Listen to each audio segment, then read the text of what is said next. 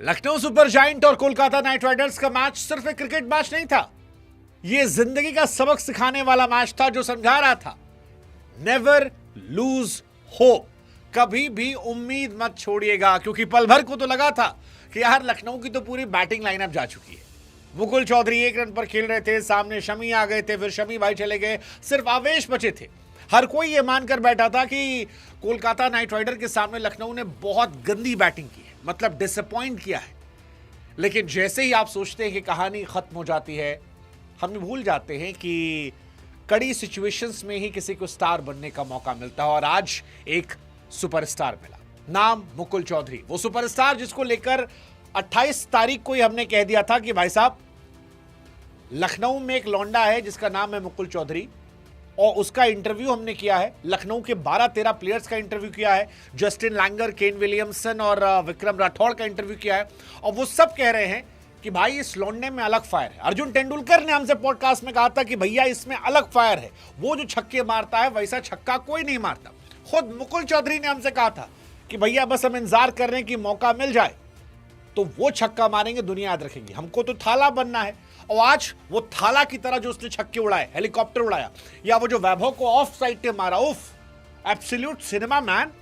मतलब हालत ये हो गई कि हमने मुकुल चौधरी का पॉडकास्ट बिना टीजर काटे अपलोड कर दिया। हमने कहा भाई साहब टीजर की जरूरत ही नहीं है, इतना अगर सॉलिड परफॉर्मेंस है तो ये तो रॉ जाना चाहिए, क्योंकि लौंडा जो है हमारा रॉ है। और इसीलिए आप में से जो लोग मुकुल चौधरी के दीवाने बने, वो जाकर हमारे शुभांकर वाले पेज पर मुकुल चौधरी का अनकट इंटरव्यू देख सकते हैं। वहीं आपको समझ में आ जाएगा कि पॉडकास्ट के एंड होते होते हमने खुद कह दिया था कि भैया यार तेरा कॉन्फिडेंस जो है वो अलग लेवल का है, और मैं चाहता हूं वो अलग लेवल दिखे, और आज वो दिखा। 22 गेंदों पर 54 रन चाहिए था और मैच ऑलमोस्ट फिनिश हो चुका था। मुकुल काफी स्लो खेल रहे थे, लेकिन फिर वो 22 गेंदों पर 54 बनते। इनफैक्ट जब 7 गेंदों पर 20 चाहिए थे तो बहुत सारे लोग ये कह रहे थे कि यार लास्ट बॉल पे सिंगल ले लो, क्या कर लो, ये कर लो, वो कर लो। मैंने कहा लौंडा छक्का मारेगा, और उसने मारा, जबरदस्त छक्का मारा। उसके बाद फिर वैभव अरोड़ा वर्सेस मुकुल चौधरी कहानी आई। मतलब मुझे दोनों मेरे फेवरेट थे। वैभव का इंटरव्यू हमने कुछ समय पहले किया था, मुकुल का इंटरव्यू हमने किया था। मुकुल को लेकर तो जस्टिन लैंगर ने हमसे कहा था कि यार आने वाले समय में इंडिया का one of the best finisher बनने वाला है लड़का, और हमको लगा कि यार इतना अगर नाम है तो फिर भाई कुछ तो बात है। अगर जस्टिन लैंगर जैसा आदमी कह रहा है कि आप इंडिया के टॉप फिनिशर बनेंगे तो हो सकता भाई आप में कुछ हो। उस लड़के ने दिखा दिया भाई साहब, 21 साल उसकी उम्र है, 2.60 करोड़ में खरीदा था, 7 छक्के मारे। एक ऐसी पारी खेली जो आने वाली कहें कई मैचेस तक तो लोगों को याद रहने वाली है। मुझे ये मैच धोनी की याद दिला रहा था, क्योंकि 104 पर 5 थी लखनऊ, अंडर प्रेशर थी, कोई यहां नजर नहीं आ रहा था, पूरी टीम परेशान थी। मुकुल चौधरी आते हैं, शुरू में बॉल नहीं लगती है। पिछले मैच में भी वो नर्वस थे, ऋषभ ने तब उनसे कहा था कि भाई अपॉर्चुनिटीज मिलेंगी, और आज सिंगल हैंडेडली उस लड़के ने खत्म कर दिया, सिंगल हैंडेडली। मतलब अजिंक्य रहाणे ने भी कहा कि हम तो मैच जीत चुके थे, हमें लखनऊ ने नहीं हराया, हमें मुकुल चौधरी ने हराया। 22 गेंदों पर 54, highest score of the match. और अद्भुत, अविश्वसनीय, वर्णनीय, कल्पनीय, जितने शब्द आपके पास हैं वो सारे शब्द आप लगा दीजिए। मतलब आप 19वें ओवर से देखो, कैमरन ग्रीन के हाथों में गेंद थी। कैमरन ग्रीन 25 करोड़ी है। पहली बॉल पे शॉट पड़ता है बट वो लड़का सिंगल नहीं लेता, दूसरी पे शॉट पड़ता है, सिंगल लेता।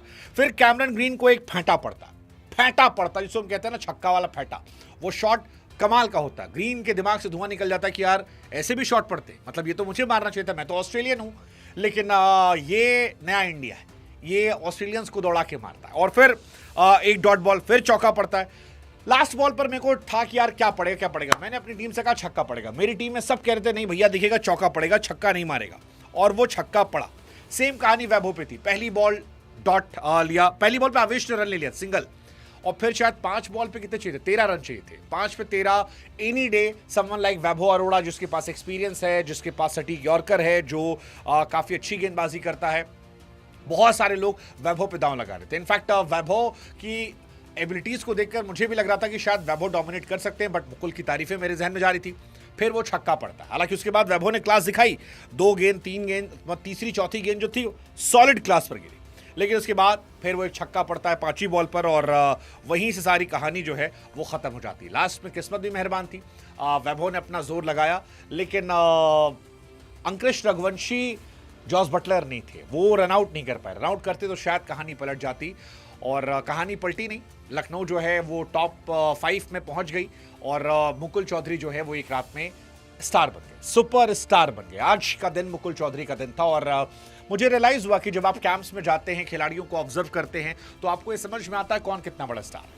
मुकुल चौधरी को लेकर डे 1 से एब्सोल्यूट सिनेमा चल रहा था कि भाई साहब ये जीत जाएंगे, सॉलिड टीम है। लखनऊ, मैं हमेशा कहता हूं कि इस साल लखनऊ से हमारा एक कोलैबोरेशन रहा, जहां पर उन्होंने हमें सारे खिलाड़ियों को एक्सेस दिया। बट इस खिलाड़ी को लेकर मैंने 10 दिन पहले वो वीडियो में कह दिया था कि इस साल प्रिंस यादव और मुकुल चौधरी विथ मोहम्मद शमी, ये 3 आपको नजर रखने चाहिए। और अभी भी मुझे लगता है लखनऊ अपना बेस्ट नहीं खेल रही है, क्योंकि लखनऊ के पास अभी जॉश इंग्लिश नहीं है। हसरंगा का वो एक विकल्प लेकर आएंगे जो शायद उनको लोअर मिडिल ऑर्डर में बैटिंग देगा। जॉश इंग्लिश आ जाएंगे, ऊपर भी अभी उनके फायर जो है पूरन से निकला नहीं है। अभी भी उस टीम में बहुत पोटेंशियल है जो वो कर सकते हैं। बट एनीवेज, लखनऊ टॉप 5 में आ चुकी है, एंड आई बिलीव कि लखनऊ आगे अच्छा करे और बेहतर करे। लेट्स जस्ट होप कि ये हो। कोलकाता ने भी अच्छा खेला। आज सुनील नरेन ने हिस्ट्री बनाई, 200 विकेट निकाले उन्होंने। 22 साल के अंकुश रघुवंशी जो हैं, उन्होंने जबरदस्त पारी खेली। आज लगातार चौथा मैच था जिसमें अच्छा खेला उन्होंने, 33 गेंद 43 रन। अजिंक्य रहाणे ने आज बहुत जबरदस्त बल्लेबाजी की, मुझे उनकी बैटिंग बड़ी अच्छी लगी। 24 गेंद 41 रन आज उन्होंने बनाए। बट ये मैच आई थिंक लखनऊ का मैच था, क्योंकि अगर आप शुरू में भी देखोगे केकेआर ने आज बहुत गलतियां की हैं। मतलब शुरुआत उनकी ठीक ठाक थी। एक कंट्रोवर्सी हालांकि जरूर थी फिनेले ने कैच को लेकर, जो दिग्वेश राठी ने बाउंड्री लाइन में पकड़ा था। क्या वो पैर टच कर गया था, नहीं टच किया? मुझे लगता है कि थर्ड अंपायर को देखना चाहिए था। थर्ड अंपायर ने वो देखा नहीं, और वो एक प्रॉब्लमैटिक सीन हो सकता है कि थर्ड अंपायर क्यों नहीं चेक करता, क्योंकि अगर फिन एलन होते तो शायद ये कहानी अलग पलट जाती। लेकिन फिर कहानी वही है कि बैटिंग आज थोड़ी इशू रही, खासतौर पर रिंकू सिंह का ना चलना वो एक प्रॉब्लमैटिक था। अंकुरेश आज थोड़ा स्ट्राइक रेट में क्वेश्चन था, बट रोमन पॉवेल को उन्होंने खिलाया था। पॉवेल और कैमरन ग्रीन, इन्होंने ठीक ठाक खेला। हालांकि ग्रीन बहुत स्लो थे। उतनी स्लो बैटिंग अगर आप करते हैं T20 क्रिकेट में तो क्या आप एक अच्छे प्लेयर हैं? वो एक क्वेश्चन रहेगा हमेशा, जिसको लेकर सवाल हो सकते हैं कि भाई साहब क्या कैमरन ग्रीन की जगह बनती इस टीम में? क्योंकि अगर रहाणे 160 170 मार रहे हैं और आप 130 के स्ट्राइक रेट से मार रहे हैं, तो फिर आपकी टीम में जगह नहीं बनती। गेंदबाजी की जहां तक बात है, Mohammed Shami was top notch, हमेशा की तरह वो क्लासी थे। दिग्वेश राठी ने आज फिर अच्छी गेंदबाजी की, 4 ओवर में 25 रन दिए। आवेश खान थोड़े महंगे साबित हुए, प्रिंस भी थोड़े महंगे साबित हुए, बट आई थिंक ये लोग नजर रहेगी। मतलब अभी भी लग रहा है मुझे कि आवेश आप रखोगे या मयंक यादव और नौके प्लस आपके पास मोहसिन खान, स्पेशली मोहसिन खान, उनमें से किसी की तरफ आप जाओगे। लखनऊ की बैटिंग में अभी भी क्वेश्चन है। मिच मार्श उतना फायर नहीं किया, माकरम ने कोशिश की थी, वो उस तरह से नहीं गए। ऋषभ पंत का दिन नहीं था। आयुष बदोनी, वो एक अच्छी पारी थी। हालांकि आयुष बदोनी फिनिश करना चाहिए था, वो शायद बहुत जल्दी जल्दी खेलना चाह रहे थे। बीच में उन्होंने अच्छा एक्सक्लेरेट किया था, जिसकी वजह से ये मैच बना था। अगर वो फिनिश करते तो शायद ये दिन उनका भी होता, क्योंकि उनके और मुकुल चौधरी में रनों का बहुत अंतर नहीं था। अंतर था प्रेशर लेकर इंटेंट खत्म करना। जो मुकुल चौधरी ने हमारे इंटरव्यू में कहा था कि भैया छक्का हर कोई मारता है, मैच फिनिश करना बड़ी बात है, और मैं मैच फिनिश करना चाहता हूं। मैं लखनऊ के लिए मैच जीतना चाहता हूं, और वो मैच उन्होंने जिता के दिया। डिसअपॉइंटमेंट मेरी निकोलस पूरन से थी। 15 गेंदों में 13 run. Someone like Nicholas Pooran, I don't expect this from you, I expect better things from you. वो नहीं कर पाए, जो मेरे लिए डिसअपॉइंटमेंट है। अब्दुल समद, आज उनका भी दिन नहीं था। अनुकूल रॉय ने उनको आउट किया। कोलकाता की बॉलिंग जो थी वो ठीक ठाक थी। मतलब वैभव आखिरी ओवर पिटने के बाद भी 4 ओवर में 38 रन देकर 2 विकेट है। He was a class bowler. दिन नहीं था। अनुकूल राय अच्छे थे, 4 over 32 run 2 wicket. Sunil Narine was class apart, 4 over 13 run 1 wicket.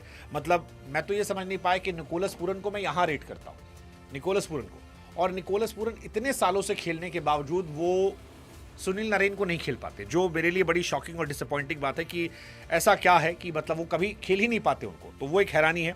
Kartik Tyagi ठीक ठाक थे।